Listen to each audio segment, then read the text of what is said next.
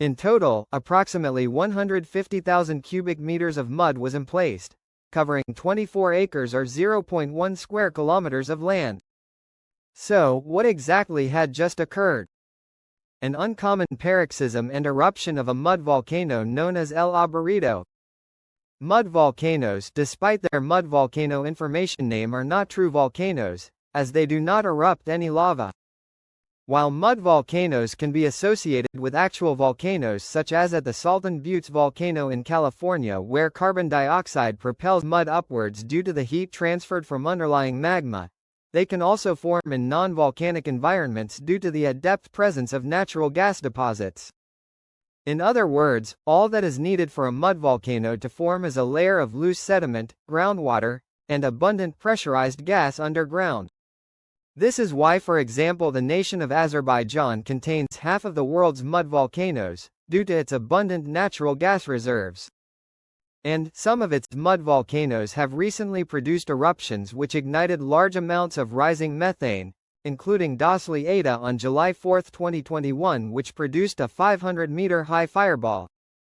For context, the nation of Colombia, despite containing 14 active volcanoes including one which is erupting right now, also contains a high number of mud volcanoes due to its natural gas reserves. Most of these mud volcanoes are located in a narrow strip of land that marks two natural gas fields between the cities of Apertado and a spot 40 kilometers south of Cartagena. The natural gas in this geology and formation originated due to the decomposition of organic material due to heat and pressure at depth over an extensive period of time, which was specifically emplaced inside a rock type known as a turbidite. Turbidites represent layers of rocks and sediment emplaced by turbidity currents, which are essentially underwater landslides in oceans or other bodies of water. In this case, northwest Colombia contained an inland sea where these rocks were deposited between 61 and 55 million years ago.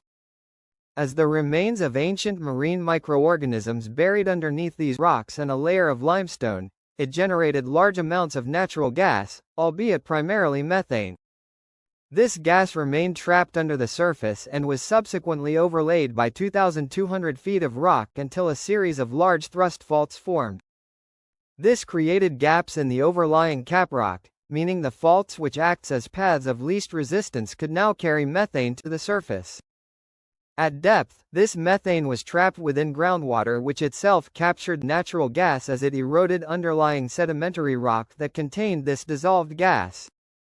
But, as the groundwater eventually rose, the gas would come out of solution, propelling it upwards.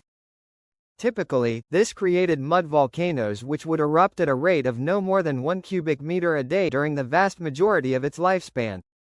However, sometimes a very large batch of gas would rise all at once, sometimes due to fault movements or other reasons, resulting in large mud volcano eruptions on the surface which could emplace between 100,000 and 1 million cubic meters of mud in only a few minutes.